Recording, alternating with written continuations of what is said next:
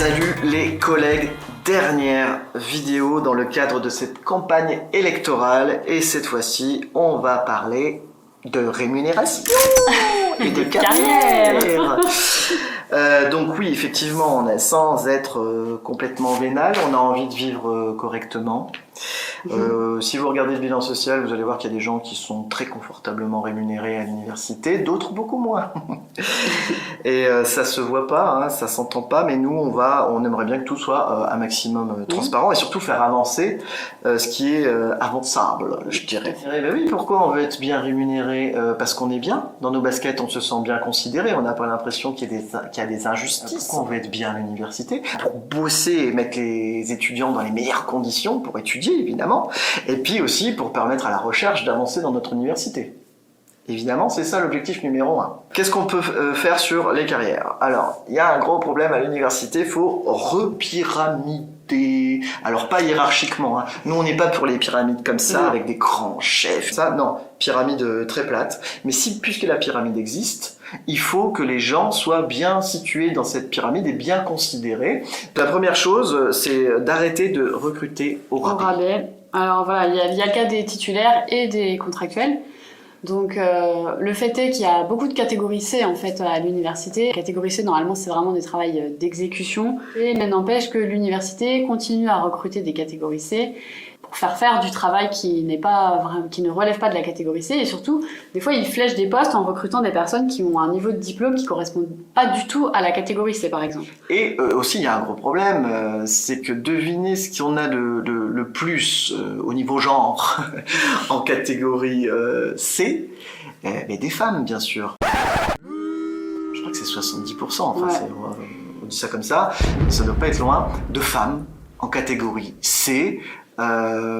Pour des tâches donc d'exécution où on a très peu de gens qui font que des tâches d'exécution. Que de l'exécution, oui, en effet, c'est quand même rare.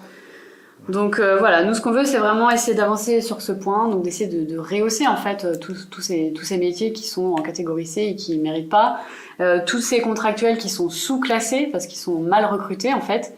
Parce que, enfin, c'est tout bête, mais recruter quelqu'un qui a un master et le mettre en catégorie B, enfin, forcément, la personne, elle va faire des choses qui vont au-delà de la catégorie B, qui vont plutôt relever de la catégorie A. Ou de l'expérience aussi. Ou même de l'expérience. Sans avoir forcément des diplômes, on peut avoir une grosse expérience dans des domaines.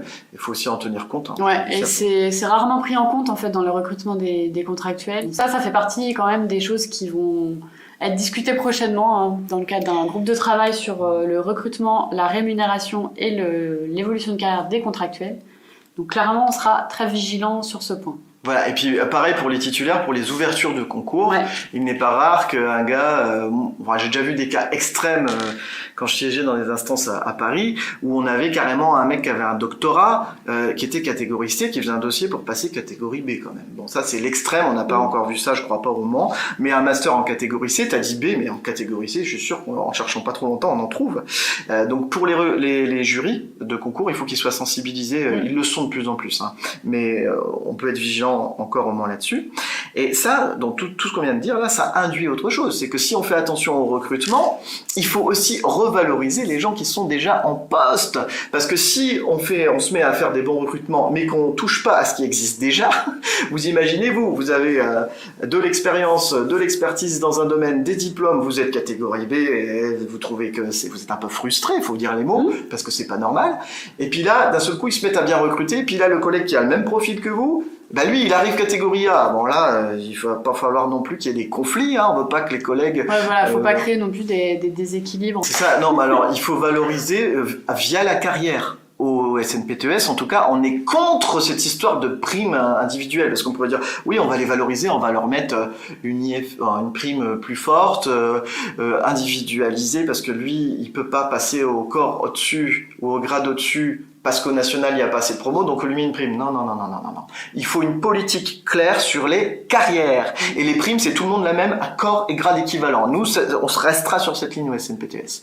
Même prime pour tout le monde, à corps et grade équivalent. Par contre, si quelqu'un a une expertise particulière, un encadrement particulier, des fonctions particulières, il faut l'accompagner niveau carrière et arrêter de dire, comme l'a dit Elodie, qu'au national, il n'y a pas assez de promos. Oui, il n'y a pas assez de promos au national, en tout cas pour les BIATS, on le sait. Je pense que pour les enseignants-chercheurs aussi, dit il y a quand même des choses à faire, même si au niveau du CAC restreint, ils ont d'autres fonctionnements qui quand même sont pour l'instant un peu plus favorables, même si on regarde le bilan social, on voit plus. Oui. Mais en plus, il y a pour les enseignants-chercheurs, il y a un truc qui peut être pas mal si c'est bien fait. Par contre, il y a des promos nationales et des promos locales. Nous, dans les textes, on n'a pas les promos locales. Alors, qu'est-ce qui nous empêche à l'université, déjà dans la campagne d'emploi, comme a dit Elodie, arrêter de dire ah ben c'est pas à la retraite, donc on va ouvrir un CDD en catégorie inférieure. Mais non, on rouvre un concours en catégorie où le collègue il était. Et ben c'est pas ce qui se pratique pour l'instant à l'université. Alors là, on peut pas jeter la pierre à l'administration parce qu'il faut qu'il y ait une politique claire en la matière qui soit défini. Peut-être ça n'a, enfin même assez sûr, ça n'a pas été fait. J'ai assisté à l'AG, une réunion d'un des deux candidats. Il parlait de plan pluriannuel. Alors je sais pas où il a entendu, mais nous ça fait un petit moment qu'on en parle. Alors peut-être qu'inconsciemment il a un petit peu recyclé une petite idée du syndicat ou pas, mais en tout cas ça veut dire qu'on convergerait là-dessus. Et puis ça serait bien. Un plan pluriannuel, évidemment, sur au moins 4 ans, puisqu'il est là pendant 4 ans, le président, ça serait une bonne idée. Ouais, ça permet d'anticiper les départs en retraite, de prévoir des choses un peu plus à l'avance et pas de subir. En fait, j'ai l'impression que les campagnes d'emploi, on les subit tous les ans. Complètement. Enfin, voilà, il y aurait vraiment possibilité de mieux envisager les recrutements en faisant peut-être moins appel à des contractuels, mais en valorisant vraiment des postes de titulaires. Alors, pour savoir qui doit passer, qui doit pas passer, machin et tout, il y a tous les ans des collègues, en tout cas chez les titulaires, qui peuvent être promouvables, c'est-à-dire qu'ils ont tant d'ancienneté dans la fonction publique, tant d'ancienneté dans le corps ou dans le grade qu'ils occupent, et qui peuvent faire un dossier. Parmi ces collègues promouvables, il y en a une partie qui fait vraiment un dossier de promotion. Et il passe dans une commission, alors pour les titulaires c'est la CPE, et pour les contractuels, cet équivalent n'existe pas. Non. Pour l'instant, c'est à la tête comment ton directeur de service ou ton directeur de labo, de département va défendre ton dossier auprès de la DRH. On va voir comment on négocie. Personne ne sait rien à part le directeur et la DRH qui va dire oui, non, mais de façon complètement arbitraire. Ou peut-être nous, on c'est évoqué en comité technique, les propositions, on appelle ça les rehaussements de poste. Mais c'est vrai qu'il n'y a pas du tout d'équivalent de ce qui existe pour les titulaires. Pour les contractuels, c'est vraiment à l'appréciation du chef de service et de la DRH, quoi. Donc oui, c'est très opaque. Ouais. Et donc ça fait partie aussi de nos propositions, c'est d'avoir un système un peu plus collégial pour les contractuels aussi, pour proposer des rehaussements de poste comme des promotions pour les titulaires. Alors on voulait que ça se passe comme les titulaires. Le problème, c'est qu'ils sont en train au niveau national, ils ont je sais pas comment dire, je vais être un peu vulgaire, défoncer, c'est le mot, ils détricoter. Ouais, détricoter ce mécanisme de promotion pour les titulaires en donnant beaucoup moins de poids. Déjà qu'on en avait quasiment pas, représentant des personnels. Là, il y a encore moins de poids. Donc bientôt, déjà, l'administration a fait son petit collège d'experts dans son coin sans faire valider aux représentants du personnel. Et pour ça, on leur en veut. Au SNPTS, il faut absolument corriger le tir pour la prochaine fois. Mais on demande à ce que ça rebascule comme c'était avant. Parce qu'en plus de ça, on voulait faire calquer le fonctionnement de la CCPAC, donc pour les contractuels, sur celui des titulaires. Et là, il nous faut un petit coup. C'est du rétropédalage. Voilà, un peu de rétropédalage. Ça n'empêche qu'on peut toujours aller dans les directions que nous, on soutient, surtout si on a une écoute vraiment sensée de la gouvernance, parce que nos arguments tiennent carrément la route. Même, il n'y a pas à être d'accord ou pas d'accord. Au bout d'un moment, oui, il y a être d'accord ou pas d'accord, mais sur des arguments. Oui. Parce que là, tout ce qu'on nous dit, c'est on n'est pas d'accord. C'est pas possible. Il faut nous dire pourquoi. Pour finir, vite fait, on a déjà parlé des régimes indemnitaires tout à l'heure. On martèle, et on martèlera toujours, qu'on est contre l'individualisation des primes, qu'on est pour la même prime pour tout le monde à corps et grade équivalent. Donc si c'est du chinois pour vous, appelez-nous, on vous expliquera. Donc tout le monde a la même prime, à corps et grade équivalent, mais on a constaté, ou on croit savoir, en fait on est à peu près sûr, mais on fait gaffe, qu'il y a des IFSE, donc des primes de base des BIATS, qui sont différenciées parce que l'autre, un tel, devrait être chef de service ou responsable de ceci, machin. Nous, c'est niet ça. Mais il se trouve que ça a été fait. Il y a aussi les primes pour fonctions informatiques qui sont intégrées à l'IFSE et qui gonflent l'IFSE. Par exemple, un informaticien technicien va avoir une prime plus conséquente qu'un technicien pas informaticien. Mais ça, c'est historique, c'est connu, il n'y a pas de problème pour nous. Donc, les informaticiens ont des IFSE supérieur, et il paraîtrait que certains responsables aussi. Et devinez ce qui arrive, la fameuse LPR, très controversée, mais qui a le mérite d'avoir ouvert des négociations possibles sur les carrières et notamment les primes. Et on va avoir une petite enveloppe du ministère. D'ailleurs, l'université doit savoir le montant puisque c'est passé au CNESER. Donc, il y a des sous qui vont arriver ou qui sont déjà arrivés. Donc, on peut prendre ces sous pour gonfler les IFSE qui n'ont pas été gonflés. Par exemple, donc les informaticiens, elle est déjà gonflée. Certains responsables, elle est déjà gonflée. Pour les scientifiques, il y a la LPR qui va abonder pour gonfler un peu. Il reste plus qu'à l'université à faire un tout petit effort pour le reste.